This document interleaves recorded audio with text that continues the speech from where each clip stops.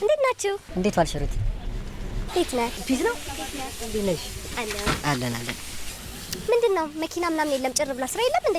አዎ እባክሽ፣ ይሄን ሳምንት አየሩ ተመቷል። ምንም ስራ የለም። ይሄ ወደዳችን አስተን ቁጭ ነው የምንለው በቃ። ለነገሩ አንዳንዴ ጭር ማለት የስራ ባህሪ ነው። አንዳንዴ ደግሞ ለደም ይመጣል።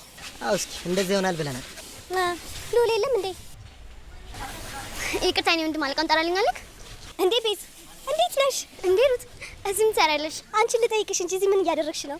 እኔማ ትናንት መኪና ላሳጥፍ ስመጣ የአንገት ሐብል ያልጠፋ መሰለሽ? አሁን ካለቃቸው ላወራ ነው የመጣሁት። የት? እዚህ ነው የጣልሽው?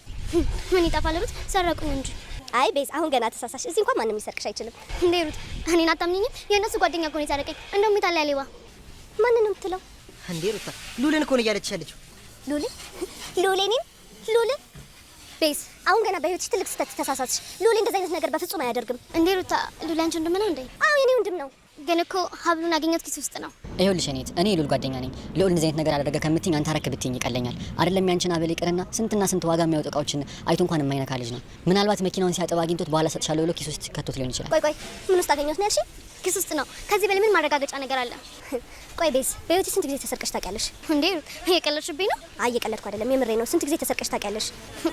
በጣም ብዙ ጊዜ ነው። አሁን ስጠይቅሽ ተመለሳለሽ? ታዲያ ብዙ ጊዜ ተሰርቀሽ ካወቅሽ እንዲህ ስለ ሌባ አታውቂም? ከመቼ ጀምሮ ነው ሌባ ሰርቆሽ ከጎንሽ የሚቆመው? ለምን ኪስ ውስጥ አስቀምጦ? እና መቼስ ታዲያ የአንገት ሐብሉ ዛለው ኪስ ገብቶ አይደል? እንግዲህ እኔን ከጠየቅሽኝ ሕፃን ልጅ ካልሆነ በስተቀር ሐብል የሚያክል ነገር ሰርቆ ኪስ ውስጥ አስቀምጦ ከጎንሽ የሚቆም አይደለም። ደግሞ ወንድሜ ጠንቅቄ ነው የማውቀው። እንደዚህ አይነት ነገር በፍጹም አያደርግም። እና ታዲያ ኪስ ውስጥ ያው እንግዲህ አብርሃም እንዳለው በኋላ ሰጥሻለሁ ብሎ ኪስ ውስጥ አስቀምጦት ሊሆን ይችላል። ወይም ደግሞ የሆነ ሰው ሌባ ለማስባል እሱን ኪስ ውስጥ አስቀምጦት ሊሆን ይችላል። እንዴ ሩት ማለቴ እንዴት ሰው አውቆ ይከትበታል ኪስ ውስጥ? አይ አይሆንም፣ ይሄ የሚሆን ነገር አለ። እኔ እንጃ ብቴ፣ እንደውም እሱን ሲመጣ ብንጠይቀው አይሻልም? እንዴ ይሄው እንደውም ራሱ መጣ፣ ራሱ የምንጠይቀው ይሻላል። እህቴ ቆይ እንደምታስቢው አይደለም። እሺ ላስረዳሽ። ሉሌ አንተ ምንም ማለት አይጠበቅብም፣ ሁሉ ነገር አውቄያለሁ። ቤዝም ደግሞ አለመግባባት ሆኖ ነው እንጂ በጣም ጥሩ ልጅ ነች። ቆይ የት ነው የምትተዋወቁት? አላስተዋወቅኳችሁም ለካ። ቤዚ ወንድሜ እያልኩሽ ማውራሽ ሉሌ እሱ ነው። ቤዝ ትባላለች፣ ያለቀ ልጅ ነች። ቤዛ እባላለሁ። ልውል እባላለሁ፣ የሩት ወንድም ነኝ። ሉሌ የተፈጠረውን ነገር እስከምናጣራ ድረስ ጥፋተኛ አንተ ነህ። አሁን ይቅርታ ጠይቃት። ኧረ ሩታ ችግር የለውም። ቢሰርቅ ራሱ ያንቺ ወንድም ስለሆነ ያን ያክል ማካበድ አያስፈልግም። ይቅርታ ጠይቃት። ይቅርታ። ችግር የለውም። በቃ ቻው፣ ደህና ዋሉ። ሩታ ወደ መስሪያ ቤት ነሽ? አዎ ወደ መስሪያ ቤት ነው የምሄደው። በቃ እኔ መኪና ስለያዝኩኝ አብረን እንሂድ። እሺ ሉሌ፣ በኋላ እናወራለን። እሺ ቻው። በቃ ቻው ይኑድ።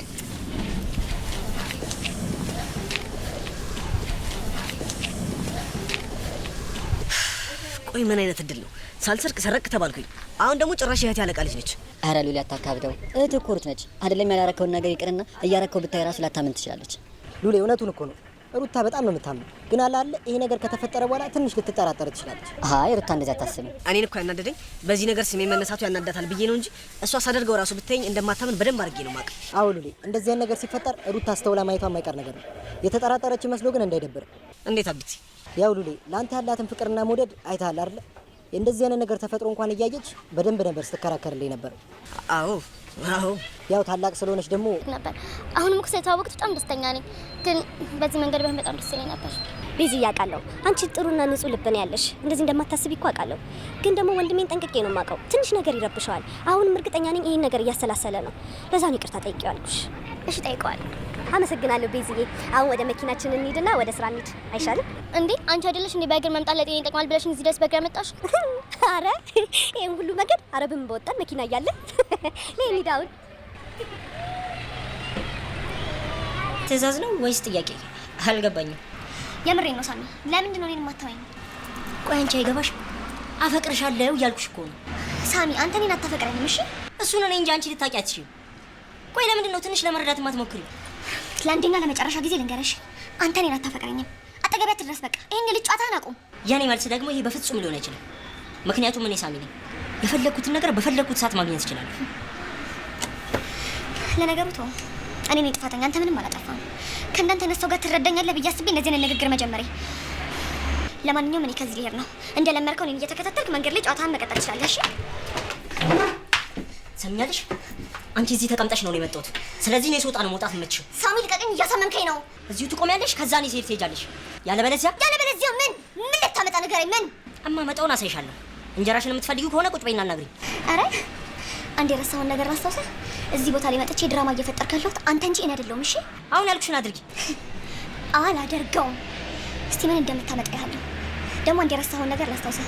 እኔ ብቻ አይደለም እሺ፣ አንተም እንጀራህን ታጣለህ። የምን አባሽ እንጀራ ነው? መቼም በየክለብ ቤቱ እየዞርክ የምትበትነው ገንዘብ ሰርተ ሳይሆን ከአባቴ የተቀበልከው እንደሆነ ሁላችንም እናውቃለን። እዚህ ስራ ቦታ ድረስ መተየን ሁሉ ድራማ እንደምትፈጥር የገዛ አባትህ በሴኩሪቲ ካሜራ ሲያዩ ይሄን የወጣት ጡረተኛ ልጃቸውን መደጎም የሚቀጥሉ ይመስላል?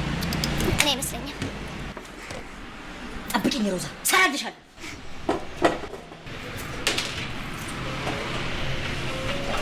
ፍላጎት ተከታታይ ድራማ ክፍል 6 ተለቀቀ። የሮዚን እናት ወይዘሮ ሮማን ያስቆጣውስ ነገር ምንድነው? ሰብሊስ ከሮዚ ጀርባ ምን እየሰራች ነው? በሳሚና በሮዚ መካከልስ ምን ተፈጠረ? ልዑሌስ ምን ገጠመው? የሚሉትን ወደ እናንተ የምናደርስ ይሆናል። እናንተም ሙሉ ቪዲዮውን ተከታተሉን። እንዲሁም በቅንነት ላይክ፣ ሼር፣ ሰብስክራይብ ማድረጋችሁን አትርሱ። እኛም ወደ ሙሉ ቪዲዮ እናንተም ተከታተሉን። ባለፈው ክፍል እንዴት ተመለከትነው እንግዲህ ሮዚና ሰብለ ወደ ናይት ክለብ ሄደው ነበር። እዛም ሲሄዱ ሮዚ ያልጠበቀችውን ሳሚን አግኝታ ስለነበር ሳሚን በማግኘቷ እጅግ በጣም ተበሳጭታም ስለነበር እሱም ደግሞ አይቼ ዝም አልልም ብሎ መጥቶ አንድ እያወራት እያለ እኔ ሳሚ ነኝ የፈለኩትን አላጣም የፈለኩትን ነገር ማግኘት እችላለሁ ሲላትም አበሳጭቷት ስለነበረ ወደ ቤቴ ልመለስ ነው ስትል ይዟት ስለነበር እማትለቀኝ ከሆነ በዚህ ብርጭቆ ጭንቅላትህን እበትንልሃለሁ ስትለው እንዴ ባለቅሽ እውነትሽ እንደዛ ልታረጊው ነው ሲላትም አይ ትንሽ ብትቆይ እሱን ውጤቱን በተግባር ታየው ነበር ብላ ተመናጭቃ ጥላቸው ሰብለን አስከትላ ሄዳ ሴቶቹም ተከትለዋት ነበር። እነ ሞልቃቃዎቹ ሴቶች ተከታትለው ሄደው ታናግሪናለሽ እኛ የፈለግነውን ማድረግ እንችላለን እናንተ ቆሻሻ ሰፈር ልጆች ብለው ነበርና ሮዚም እንግዲህ እያንዳቸውን ባንዳቸው ላይ አነባብራ ወደ ቤቷ ገብታ ነበር። በዛም እናቷ ደስተኛ አልነበረችም። ልጄ አንቺ ምንም ታማኝ ጥሩም ብትሆኚ ጓደኛሽ እስካላማራ ድረስ አንቺም ጥሩ ልትሆኛችም ጓደኛሽን ትከታያለሽና እኔ ደስ አላለኝም። ሰብለ ቤትም እንዳልሆን ሻቃለሁ ሁሉንም ነገር አቅ ነበር። ስለዚህ በዚህ ሁኔታ ከሆነ ትሰበር ያለሽ የጓደኛ መጥፎ ይሰብራል። ስለዚህ ጓደኛ እስካልመረጥሽ መልካም ጓደኛ ጋር እስካልሆንሽ ድረስ አንቺንም ጥሩ ነሽ ማለት አይቻልም ብላም ነበር። እናም እንግዲህ በቀጣው ክፍል ምንድነው የሆነው? ሉሌ ጓደኛው አቢቲ ሮዚን ያፈቅራት ስለነበረ መኪና ሲያጥቡ እንግዲህ ያንዷን ባለ መኪና ውስጥ ሲያጥቡ ያለውን እቃዎች ሀብሏንና ብሮቿን ውዲ ሀብል አንስቶ ሉሌ ኪስ ውስጥ አድርጎ ነበር። ይሄን ያረገው ምንድነው እንግዲህ እሱ ሮዚ አብሮ አደግ ጓደኛ ሆና እሷ እንደ ወንድሟ ብታየውም እሱ ግን እጅግ በጣም ያፈቅራት ስለነበር ሁለቱን የሚያለያይበት መፍትሄ እየፈለገ ነው።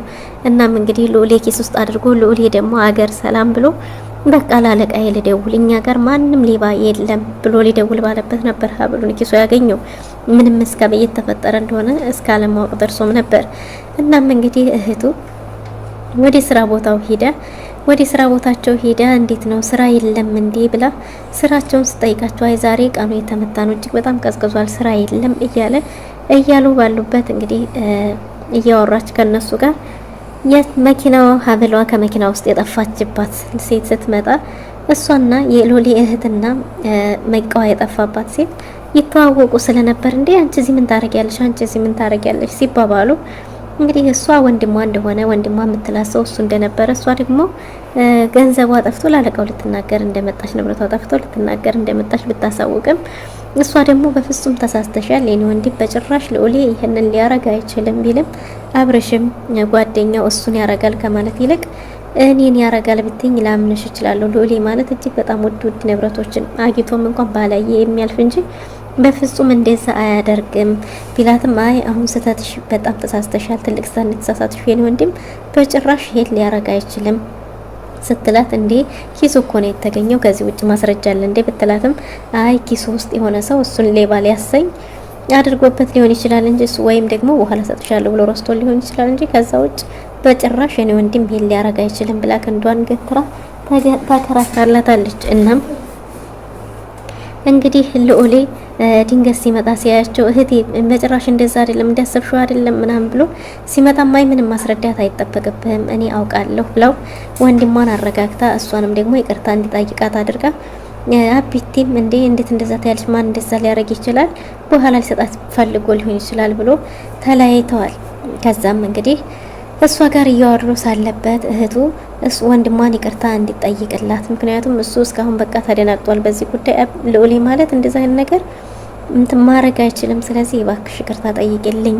እኔ አንቺን እንዲያሰሪ ልጅ ሳይሆን ማይሽ ከቀረቤታችን አንጻር ነውና እስካሁን እየተጨናነቀ ነው የሚሆነው ልዑሌ እና እባክሽ ይቅርታ ጠይቂው ብላ ይቅርታ እንድትጠይቅ አድርጋለች። እሷም ደግሞ ለዚህ ለቀላሉ አብሽር፣ ምንም ችግር የለውም ቢሰርቅም እንኳን ማድረግ ይችላል። በዚህ መንገድ ሆነ እንጂ እኔ ራሴ ልተዋውቀው ፈልግ ነበር፣ ግን በዚህ መንገድ ሊሆን ይችላል ብዬ አላሰብኩም ነበር ብላለች። እና እሷም ከጅምሩ ያው ወዳውም ነበረ። እንግዲህ ሎሊና አቢቴም አብርሹ ነው ቁጭ ብለው ከዚህ በኋላ ትኩረቷ አንተ ላይ ሊሆን ይችላል። በእርግጥ አታምንም፣ ሰርቃ እየሰረክ እንኳን ብታይም ልታምን አትችልም። ነገር ግን እንዴት ታላቅ እህት እንደ እህት ትኩረቷ አንተ ላይ ሊሆን ይችላልና ተጠንቀቅ ብሎታል አቢቴ ይሄን ያረገው ሀብሉን ሎሌክስ ያረገው አቢቴ ማለት ነው። እናም ሰብለ ሆዳማ ሰብለ እንግዲህ ከሳሚ ጋር ተደራራ እዛ ድረስ ወስዳ ስለነበር አሁን ደግሞ ከሴቶቹ ጋር ሴቶቹ አብረው የተደባደቧቸውን ሴቶች ተደራድራ አሳልፋ ጓደኛዋን ሮዚን ሸጣለች። ያ ማለት ምንድነው? ከስር ከስሯ የሆነች ነገር እያለቀመች እሷ ጥሩ ጓደኛ መስላ ለነሱ አሳልፋ ሰጥታታለች፣ ለጀሪና ለጓደኛዋ።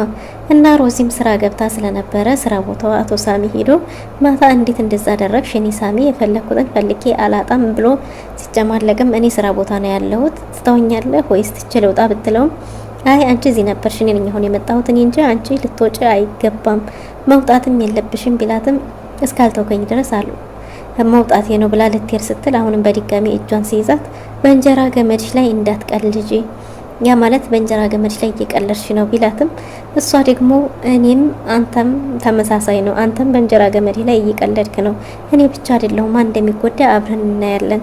ምክንያቱም አንተ እንደዚህ በየነት ክለቡ የምትበትነው ገንዘብ በአባትህ እጅ ነው እንጂ ሰርተህ አይደለም። ስለዚህ በዚህ ሰኩሪት ካሜራ እየተከታተለ አባት የሆነ ነገር ቢፈጠር ሁለተኛ ለልጅ ብሎ ድጋፍ ለጡረተኛው ልጅ ድጋፍ የሚያደርግለት ይመስልሃል ብትለውም በዚህ ተበሳጭቶ ለቋት እንግዲህ ተናዶ ድንጋይ እየቀላ ወጥቶ ሄዷል። ከዛም ሮዚም ተረጋግታ ከቤቷ ልትመለስ ወደ ቤቷ ስትመጣ መንገድ ላይ ሰፈሯ ድረስ ጠብቀው ሴቶቹ ሰብለ ጋር እያወሩ ቢሄዱም እንግዲህ እዛ አግኝተዋታል። ያ ቢሆንም ምንድነው ሰብለ ለሴቶቹ አሳይታቸው ስለነበረ አስፈራርተዋ ስለነበር በገንዘብ ተደራድራ ከስር ከስር እንደ ውሻ የነሽ አንቺ የኔን ልቅቃሚ የምጥልልሽ ውሻ የነሽ ብላታለች ጀሪ። ሰብለም በዚህ ተስማምታ ሆቴል እየሰራች እንደሆነ የሆቴል ደሞዟ ደግሞ 7500 ሲቆራረጥ 6500 እንደሚደርሳት አሳውቃ ነበር። ስለዚህ እነሱ የሚጥሉላትን ልቅቃሚ እየተቀበለች ጓደኛዋን ለነሱ እንደፈለጉ እንዲያረጓት አሳልፋ ልትሰጥ ማለት ነውና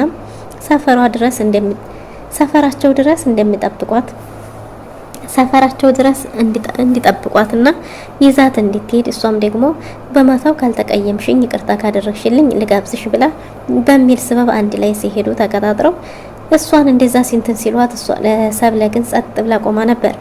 ምክንያቱም ሮዚ ፈርታቸው ሳይሆን ሰፈሯ ላይ ስለሆነ የሚፈጠረው ወከባና ሰፈርታ እሺ ይቅርታ የትናንት የተፈጠረው በስተት ነበር፣ ከዛ ውጭ ምንም ከስተት የዘለለ ምንም ነገር የለም፣ ይቅርታ ይሄ ለጸብም ለምንም የሚመች ቦታ ላይ አይደለንም ብትላቸውም ሴቶቹ ግን ሊፋቷት አልቻሉም። ተንበርክከሽ ይቅርታ ካልጠየቅሽን ሲሏት እናንተ በመነጋገር የምታምኑ አይነት ሰዎች አይደላችሁም፣ ደረቅ ናችሁ። ስለዚህ ከዚህ በኋላ እኔ ሰፈሬ ላይ ነው ብዬ ነው እንጂ በጭራሽ ፈርቻችሁ አይደለም፣ ግን ሰፈሬ ላይ ግርግር እንዳይፈጠር ፈልጌ ስለነበር ነው። ትናንት የተፈጠረው በስተት ነው አልኳችሁ፣ ይቅርታ አልኳችሁ አይደል? በጭራሽ ግን አልንበረከክም ብላቸው ከዚህ ጥፉልኝ ስትላቸው ታብገፈታትሯት ሄደዋል።